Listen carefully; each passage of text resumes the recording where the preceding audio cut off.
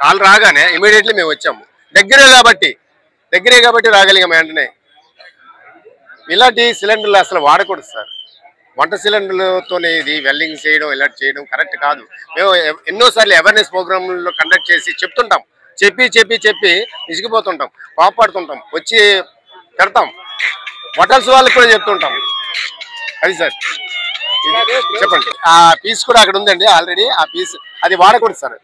అసలు యాక్చువల్లీ వంట సిలిండర్లు అయితే ఈ వెల్డింగ్లకి వాటికి వాడకూడదు, ప్రమాదం జరుగుతుందని. 3 చనిపోయారు సార్. పీసులు అంటే 3 అంటే అది బాడీలో పోల్చుకోవాలనే స్థితిలో ఉంది. స్థితిలో చనిపోయారు. Okay sir.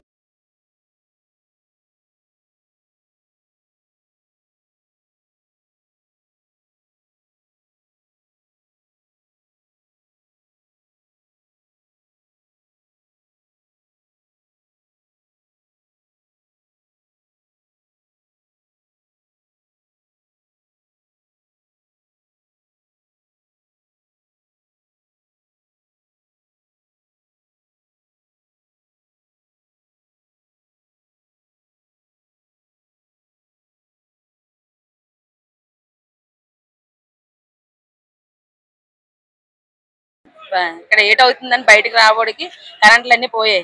మళ్ళీ ఫైర్ అవుతుందని మళ్ళీ బయటకు వచ్చాం, పరిగెట్టాం.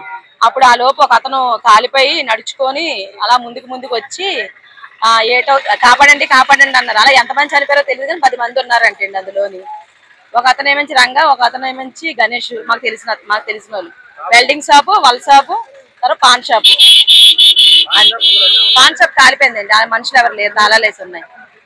వెల్డింగ్ షాప్ ఒకటి ఉంది, తర్వాత ఇంకేదో ఇక్కడ గ్యాస్ వెల్డింగ్ చేస్తారు అది ఒకటి ఉంది, తర్వాత వల్ shop, pan shop. Shop Ganesh అన్నాడు బుక్క వీధండి. పాపులు మాకు తెలిసిన అతనే. షాప్ ఓనర్ గారు కూడా చనిపోయారండి. ఇక్కడే ఈ లోకలే షాప్. ఇక్కడ ఇంకెక్కడ ఫ్యామిలీ ఎవరు రాలేదండి. తర్వాత వచ్చేనట్టున్నారు తెలీదండి. ఆటో మీద తీసుకొని వెళ్ళారు మా వాళ్ళు చాలా మంది. ఒక ఇద్దరిని ఆటో మీద తీసుకొని వెళ్ళారు.